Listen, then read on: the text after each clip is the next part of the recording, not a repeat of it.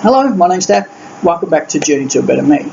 Look, I want to say thank you for coming back and seeing this next blog post, and I want to apologise to everyone who saw the first ones I did a couple of weeks ago and have been hanging out for the next one. It's been a couple of weeks and I'm really sorry for this. I've dropped the ball on here. I've let life get on top of me and I'm really sorry. So I do appreciate that you've come back and given me another try, and I'm not going to let you down again this time, I promise. Alright, so let's get into today's blog post. Today's post is about fitness and my fitness. How I'm trying to get myself from where I was, which is extremely high risk of a heart attack, to fit. Now, I'm not looking to become a super fit athlete, but I do want to be healthy. So what I've done is, at the beginning of this year, I just come back from New Zealand, had a great time, loved being with the family, ate way too much food, and a lot of food that I really shouldn't have eaten, and I wasn't feeling particularly good in myself. So I sat down and said, right, what am I going to do about this? What am I going to use as my measures, my starting points, and my finishing points? So I had a look around, and I've discounted weight, working out if I'm healthy on my weight, because it's not very accurate. And you can be overweight, you can have a lot of body fat, do a lot of exercise, and still not lose any weight because you tend to go into muscle.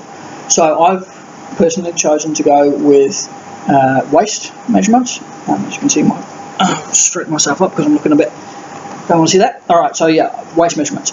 Now, at the beginning of the year, I was 46 inches with a waist of 39, like hip measurement of 39. So that puts me in the extremely high risk of heart attack, which was a real shock for me. I didn't think I was that unhealthy. I knew I was, but not that unhealthy. So that was a real shock for me. I was like, wow, big wake-up call. So I sat down and said, what am I going to do? Right, well, I like to run. I enjoy it. It's not everyone's cup of tea, but I do enjoy running. So we've got some great running tracks around here, and I just started running. I run 6 to 7 days a week, depending on how I'm feeling and what's going along. Because there's a huge storm, it's the wet season here, so if there's a big thunderstorm, I try not to go out because I don't want to get zapped by lightning. But, other than that, I'm out pretty much every day.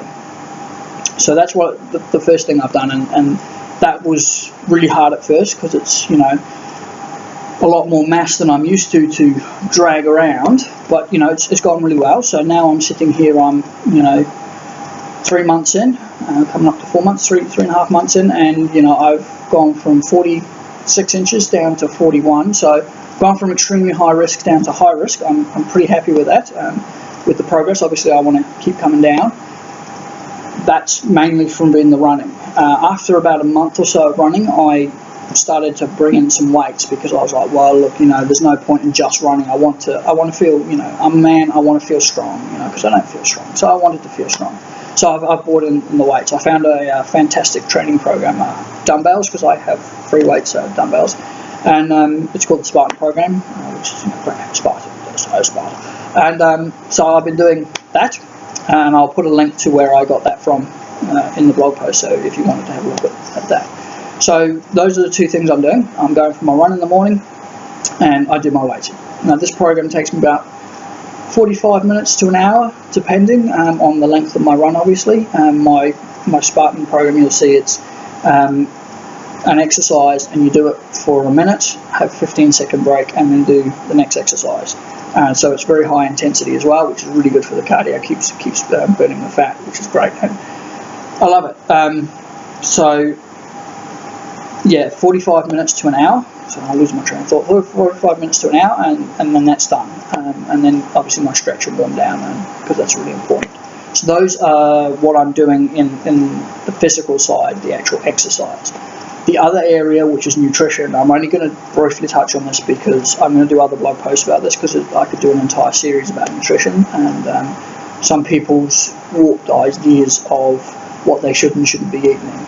Now, for me, I have a friend who's a dietitian, and I sat down and I talked to her. I said, look, what should I or shouldn't I be eating? And she turned around and said, look, as long as you're eating everything in moderation and you're not relying on one particular fruit, vegetable, or food group to make up your entire diet, you can have pretty much anything. It's okay to have an ice cream every now and then, as long as you're not having one every day. It's okay to have a beer or chocolate or anything else that's considered bad food you can have. A lot of people don't like carbs. I think carbs are fantastic. I love my carbs, and I have carbs 2 to 3 times a week. I'm not having it every night, but I am having carbs, and it's okay. So, like I say, I will talk more about this nutrition. Now you can see it's a very big subject, very broad, and I will talk more about it in another blog post. But for me, it was just sort of cutting out the processed foods and cutting my sugar intake down, because I would eat a lot of sugar. My family suffers from chocoholism, so if you're watching family, you do know we're chocoholics. We love to eat chocolate, so I've cut that down. I've only had chocolate 4 times this year, and not a lot of it, so I think it's pretty impressive for me. I used to eat a pack of Tim Tams a day quite easily, if not 2.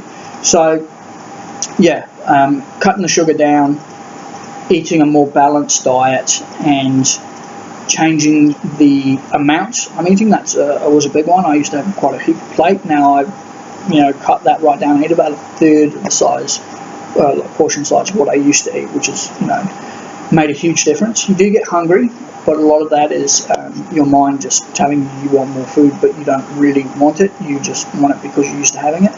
Once your body starts to get used to it, it becomes okay.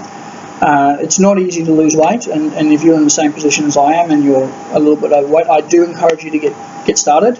Do the research and get into it, because you can't start any sooner than now. Well, anyway, those are what I wanted to cover today. So my training program and a bit of nutrition. Again, thank you for coming back. I appreciate it.